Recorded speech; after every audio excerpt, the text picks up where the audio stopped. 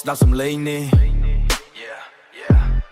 ម៉ាឌីសុន flow កំពុងចូលក្នុងហ្គេម beat ធ្វើឲ្យដងខ្លួនញ័រយើងមកបង្ហាញអ្វីដែលពិតមិនមែនសំដែងខ្ញុំដើរចូលសៀនដែល style មិនដូចគេពាក្យរមចេញពីខ្ញុំមានអត្ថន័យមិនលេង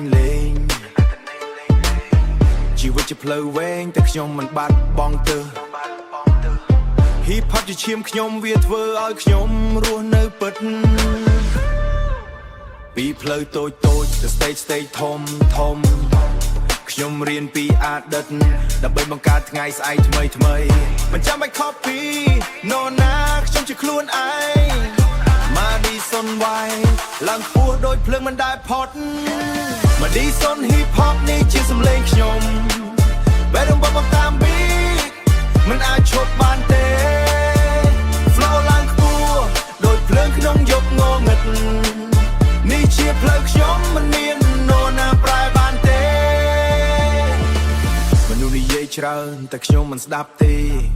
ខ្ញុំ focus លើត្រៀមដោយ sniper មិនខកខានរាល់ពាក្យខ្ញុំ rap គឺសុទ្ធតែជីវិតមិនមែនរឿងនិទានជាការពិតក្នុងចិត្តខ្ញុំធ្លាប់ធ្លាក់ចុះតែខ្ញុំឡើងវិញខ្លាំងពេលគេមិនជឿខ្ញុំបង្ហាញដោយសកម្មភាព Hip Hop មិនមែនលេងតែជាវប្បធម៌ក្នុងខ្ញុំ Madison Style ធ្វើឲ្យស៊ីននេះកក់ក្រើ Madison Hip Hop នេះជាសំឡេងខ្ញុំបែររំបំតាម beat មិនអាចឈប់បានទេ Flow ឡើងខ្ពស់ដូចភ្លើងក្នុងយប់ងងឹតនេះជាផ្លូវខ្ញុំមិនមាននរណាប្រែបានទេសំឡេងនៅតែបន្តមិនដែលស្ងប់ស្ងាត់ Madison Hip Hop នេះជាអត្តសញ្ញាណខ្ញុំទស្សនាឈ្មោះស្អែកខ្ញុំនៅលើពិភពភ្លេង